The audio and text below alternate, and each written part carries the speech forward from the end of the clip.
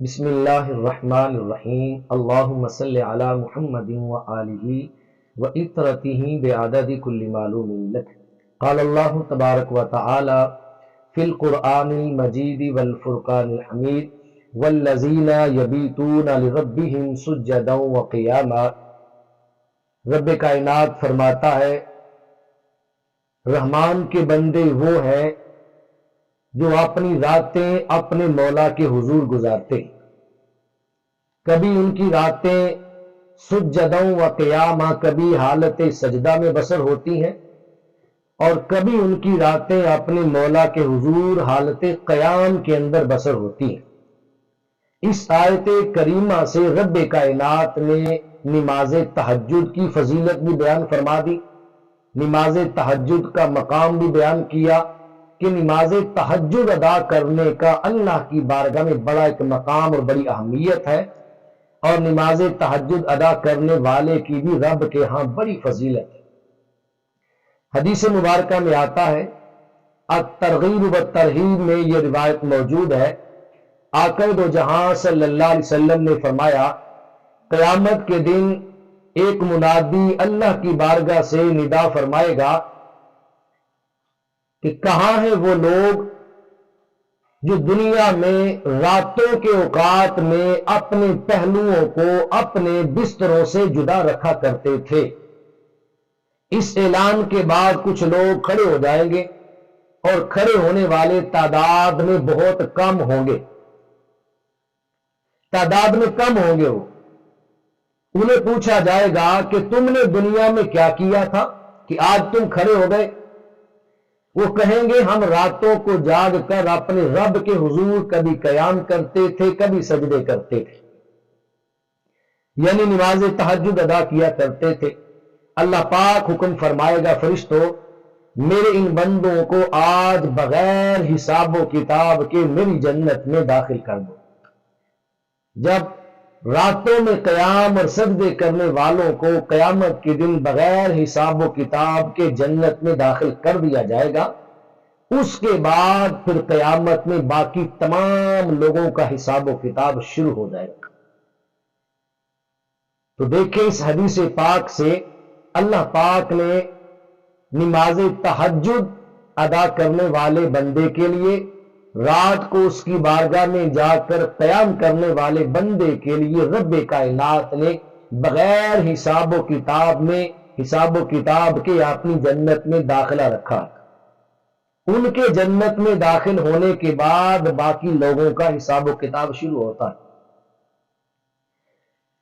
حدیث مبارکہ میں آتا ہے، امام بغوی علیہ رحمہ اس حدیث پاک کو روایت کرتے ہیں، قال رسول اللہ صلی اللہ علیہ وسلم ثلاثۃ یضحک اللہ علیہم، میں اللہ تبارک و تعالی تین بندوں پر بڑا خوش اور راضی ہوتا ہے۔ رب کائنات اپنے تین بندوں سے خوش ہوتا ہے، ان پر راضی ہوتا ہے۔ پوچھا گیا یا رسول اللہ وہ تین بندے کون سے ہیں؟ تو آقا دو جہاں صلی اللہ علیہ وسلم نے فرمایا الرجل اذا قام باللیل یصلی، پہلا شخص وہ ہے جو رات کو اٹھ کر اپنے مولا کی بارگاہ میں قیام کرتا ہے۔ راتوں کو رب کی بارگاہ میں قیام کرنے والا بندہ، اس پہ رب کائنات بڑا خوش اور راضی ہوتا ہے۔ نمبر دو والقوم اذا صفوا فی الصلاۃ، وہ قوم وہ لوگ جو نماز کے لیے صفیں باندھتے ہیں، نماز کے لیے اپنی صفیں درست کرتے ہیں، نماز کے لیے صفیں بناتے ہیں، صفیں بنانے کی تیاری میں لگ جاتے ہیں، ان بندوں پر بھی رب کائنات بڑا خوش اور راضی ہوتا ہے۔ نمبر تین فرمایا وَإِذَا صَفُّوا فِي قِتَالِ الْعَدُوِّ، وہ لوگ جو میدان جہاد میں دشمن کے مقابلے میں صفیں باندھتے ہیں، رب کائنات ان سے بھی بڑا راضی اور خوش ہوتا ہے۔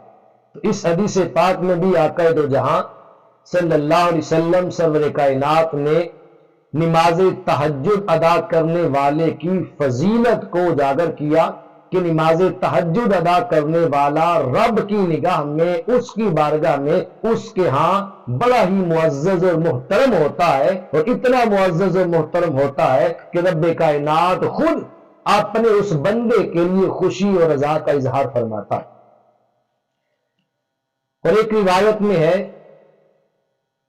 کہ تاجدار کائنات سرور انبیاء صلی اللہ علیہ وسلم نے فرمایا، مولا علی شیر خدا رضی اللہ تعالی عنہ اس حدیث پاک کے راوی ہے، فرماتے ہیں کہ آقا دو جہاں صلی اللہ علیہ وسلم نے فرمایا کہ رب کائنات نے 4 قسم کے لوگوں کے لیے اپنی جنت کے اندر ایک بہترین قسم کا ٹھکانہ، ایک محل، ایک بالا خانہ تیار کر رکھا۔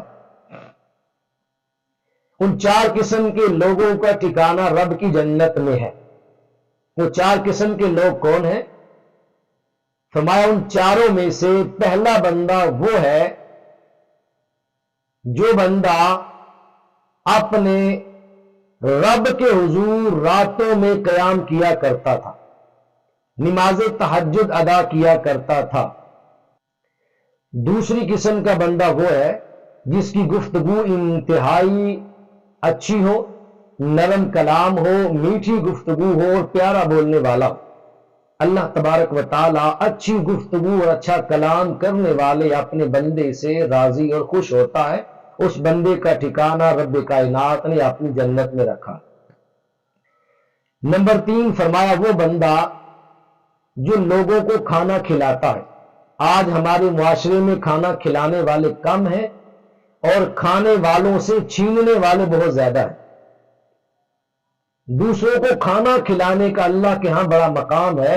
اللہ نے کھانا کھلانے والوں کا ٹھکانہ اور مقام اپنی جنت میں رکھا، اور جنت میں اللہ پاک نے ان کے لیے ایک محل تیار فرمایا۔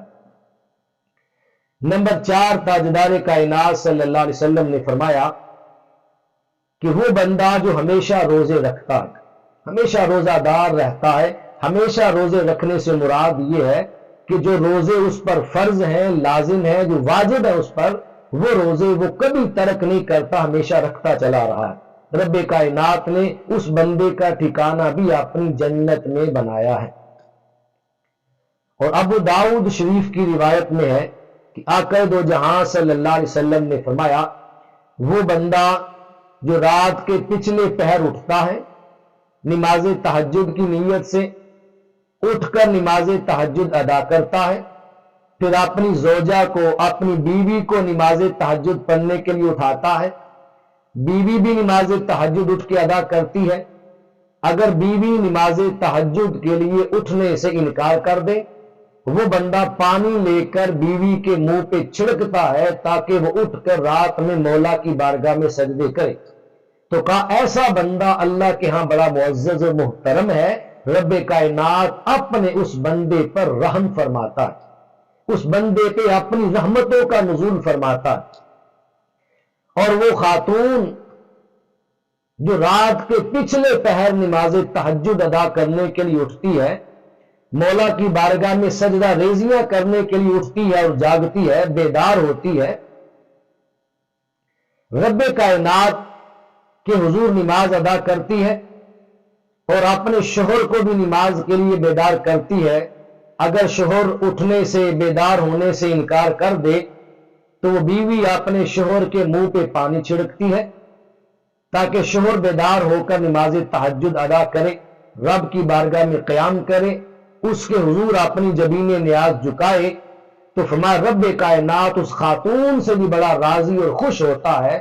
اس خاتون کا بھی اللہ کی بارگاہ میں بڑا مقام ہے، بڑی شان ہے اس خاتون کی رب کی بارگاہ میں کہ رب کائنات اس خاتون پر بھی اپنی رحمتیں نازل فرماتا ہے، اللہ پاک اس پر بھی رحم فرماتا ہے۔ ہمیں اپنے گھروں کا ماحول ایسا بنانا چاہیے، اگر والدین، اگر میاں بیوی نماز تہجد کی عادت اپنے آپ کو ڈالیں گے تو اپنی آنے والی نسلوں کو پھر نماز تہجد کے لیے زیادہ محنت کرنے کی ضرورت پیش نہیں آئے گی، وہ تمہارے عمل کو دیکھ کر نماز تہجد ادا کریں۔ اور جس گھر میں نماز تہجد ہوتی ہو وہاں یقیناً نماز پنجگانہ کی ادائیگی بھی ہوتی ہوگی۔ نماز تہجد کی کم از کم 2 رکعت ہے، کم از کم، اور کم از کم 2 رکعت ادا کرنے کے لیے ہر بندہ وقت اور ٹائم نکال سکتا ہے۔ 4 رکعت بھی آپ ادا کر سکتے ہیں، 6 بھی ادا کر سکتے ہیں، پر کم از کم نماز تہجد کی رکعت 2 ہے، اور نماز تہجد کی رکعت 8 ادا کرنا یہ سنت ہے۔ 8 رکعت سنت ہے۔ آقا دو جہاں صلی اللہ علیہ وسلم رمضان المبارک میں اور رمضان المبارک کے علاوہ سید عائشہ صدیقہ رضی اللہ تعالی عنہا کی روایت کے مطابق میرے آقا 8 رکعت نماز تہجد ادا کیا کرتے تھے، اور اولیاء کرام اور مشائخان اعظام کا معمول 12 رکعت ادا کرنا ہے۔ آپ 2 رکعت ادا کریں، 4 کریں، 6 کریں، 8 کریں یا 12 رکھتے، اللہ آپ کو توفیق دے۔ قرآن مقدس اگر آپ کو یاد ہے تو قرآن کی تلاوت زیادہ سے زیادہ نماز تہجد میں کرنے کی کوشش کریں۔ جتنی آپ تلاوت زیادہ کریں گے قیام اتنا لمبا ہوگا، اور لمبے قیام کا اللہ کی بارگاہ میں ثواب زیادہ ہے۔ کثرت سجود سے لمبا قیام کرنا افضل و اعلیٰ اور بہتر ہے۔ اگر آپ کو قرآن مجید یاد نہ ہو تو پھر ہر رکعت کے اندر سورہ فاتحہ کے بعد 3 بار سورہ اخلاص کی تلاوت کر لیا کریں، اور اس انداز میں نماز تہجد کو ادا کیا کریں۔ رب کائنات ہم سب کو اس عظیم عبادت کو ساری زندگی آخری سانس تک ادا کرتے رہنے کی توفیق نصیب فرمائے۔